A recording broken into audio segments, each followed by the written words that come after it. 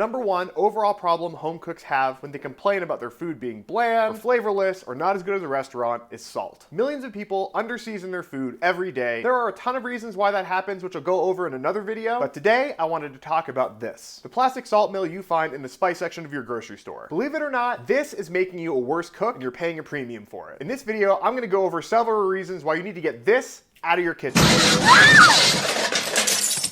Let's go.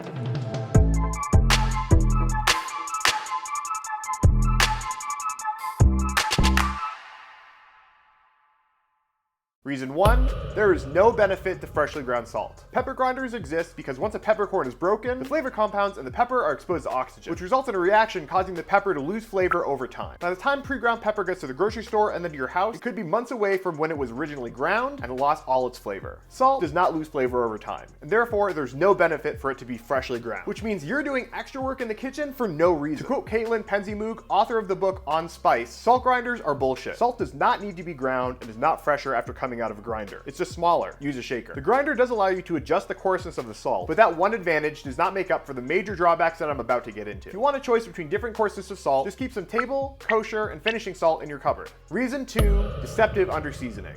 This is a 4-finger pinch of salt. It's about half as much as I would add to water for pasta or a big pot of mashed potatoes. This pinch weighs 10 grams. Now I'm going to grind out some salt to match that amount.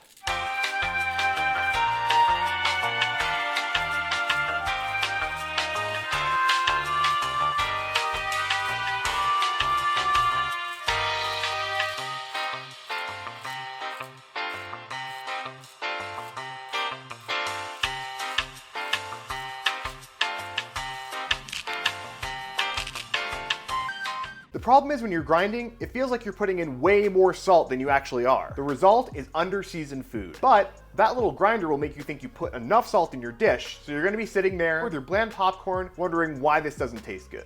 Reason 3, overpriced.